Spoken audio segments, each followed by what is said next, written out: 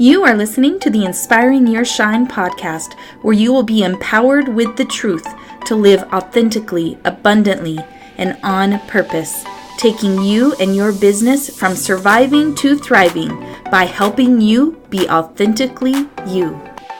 Hello, welcome to Inspiring Your Shine. It's Rebecca, and today I want to talk to you about taking off your masks. So there's 3 different masks in particular that I want to talk with you about today. Although we wear many masks, but I'm just going to cover 3 that I do believe keep us from our best life. And I'm going to help you to identify them and help you to reveal the ones that you're wearing and how to take them off and how to live without the mask. So the 3 masks that we're going to be talking about today is the mask of perfection, the mask of average, and the mask of survival. And I have some really great stuff about this. This is born out of a blog post that I wrote. And so I'm going to attach that so you can read it if you like to read. It'll have a lot of the same information, but not exactly. I never do anything the same twice. So it will be a little bit different. But within that blog post, there are also some links that you can take the strengths assessment, because that's part of being able to live in your power, is knowing and understanding what it is that you offer. And some people just really don't understand or identify where they're powerful because our powers are so effortless for us. So that is something that I'm also including links to for you to be able to get your hands on to help you to grow and to be the best leader that you can be. So let's go ahead and get into this. I want to ask you, do you need to take off your average mask? And that is to lay down the habit of being average. You're going to have to learn to live outside of what everybody else is doing by stepping beyond the boundaries of the good life. The good life is so deceiving because here you are, you're cozy and you're comfortable, things are predictable, you feel safe and calm. But the problem with an average life is that you're in your comfort zone and you're not in your growth zone. So when you choose to settle and stop pushing yourself into discomfort, really, I like to call that the dead zone. So you have to be very careful, because I know that I was taught that that's what I should be seeking, is to get to this place where life is just easy and I'm coasting by, and that is success.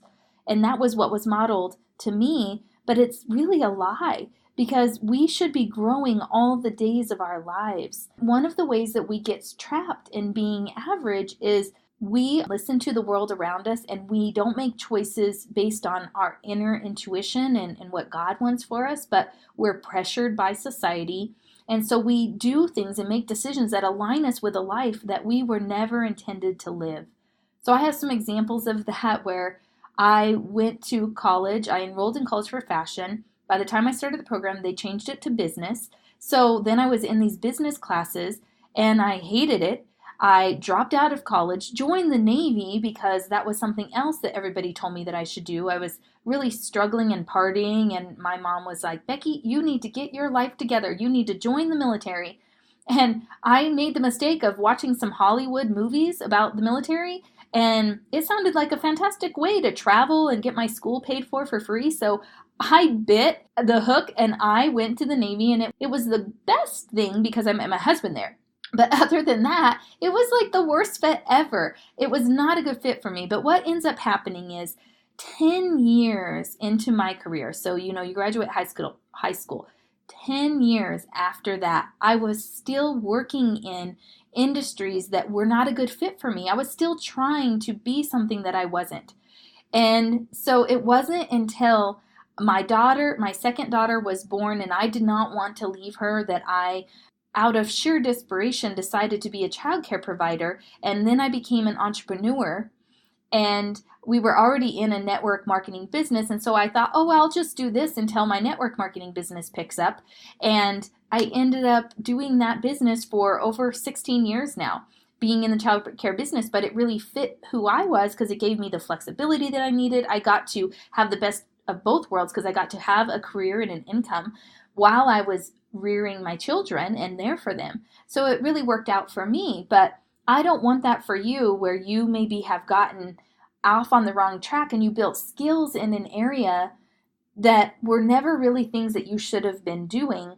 And so that is why I've included a test for you to assess where your power areas and your weak areas are, so that you can make sure that you are not stuck in a skill zone where you have built skills, but it's not really in your power zone, because you're only going to be living your purpose when you're in your power. That is what you were created to do, and you should be applying your power to what you're doing in life somehow, some way. So unless you have been bold enough to step into your growth zone, which I like to call your fear zone, likely you have followed the path of least resistance. And as you followed your life around instead of intentionally leading it, you may find yourself living a life that you built, but you don't like. And when you begin to activate the areas of power, you're going to love what you're doing, and you're going to feel enthusiasm for what's to come. A key to this is if you're exhausted by what you do for work, it's possible that you're not operating in your power zone, because we can do what we're powerful in effortlessly. So if you are very tired and unmotivated about your job, likely it's not a good fit for you. I want you to know that yes, you can have a career and a life that you love. You are the leader of your life, but you have to understand where you are powerful, and that's where that assessment comes in. So another result of wearing your average mask is constantly looking to the world to approve what you're doing, because everyone else is average, and it takes a different way of thinking and a different way of being to step out of that. You have to get comfortable with not having everybody accepting and approving of what you're doing. When you're constantly looking to the outside world for feedback, you will have to get over looking to them to ask them if you're on track or not. It's really normal for us to look to other people to give us feedback, but really you need to start seeking within, start listening to God, and allow the whisper of His wisdom and desires to guide you to your full potential. If you're spending all of your time doing what the rest of your association is doing, you're going to live an average life and you may not even know it. So it's time to get very self-aware on where you're at, and I hope that I'm going to give you some tools to do that.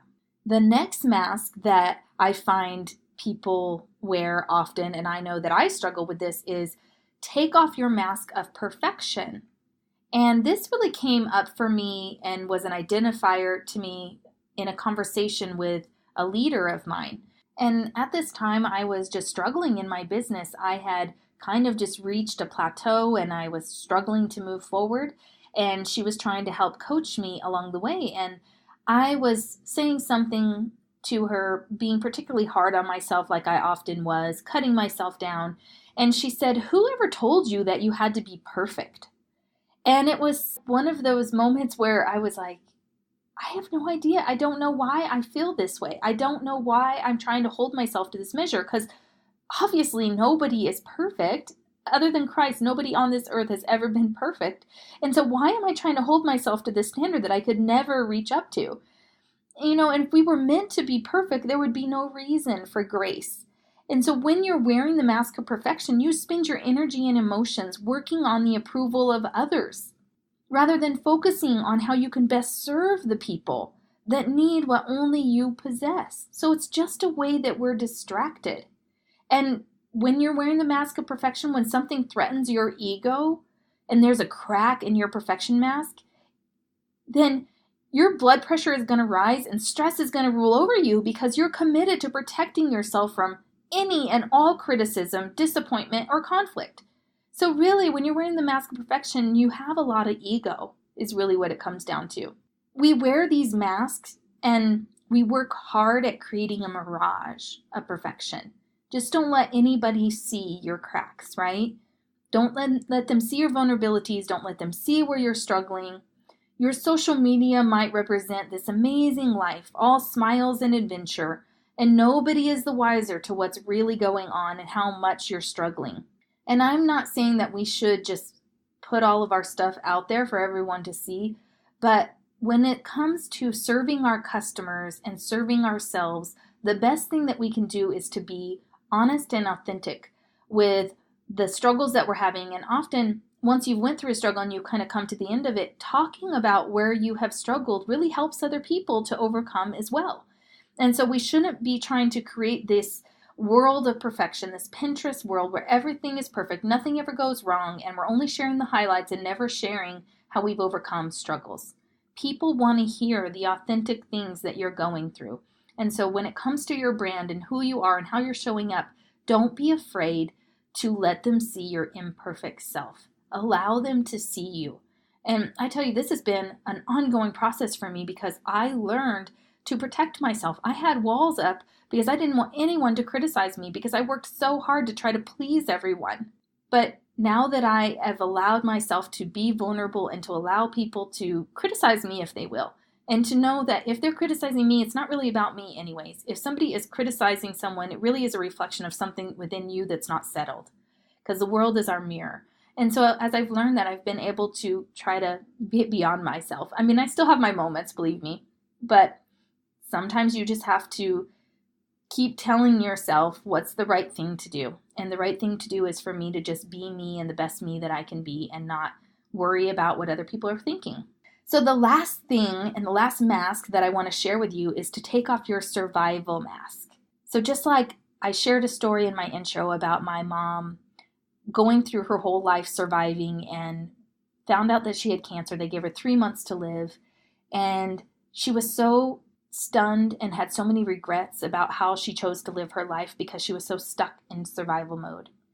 And I don't want that for you. I don't want that for me. Really, when we're in survival mode, we're very empty. We aren't filling up. We aren't happy. We're not giving ourselves and living into the fullness and abundance that God has for us. I feel like it's wrong for us to live in survival mode only because we weren't created to survive. We were created to thrive. But it's a choice. And part of knowing and understanding how to thrive is you have to know your value. You have to understand who you are, what you offer the world. Otherwise, you're very easily frustrated by people. And like I said about that whole reflection back to you, if you have unsettled things inside of you, the world will reflect that back. The more unsettled you are in your own spirit, then the more frustration you'll have with other people. So if you're easily frustrated by other people, you might have some areas in your heart that need healed.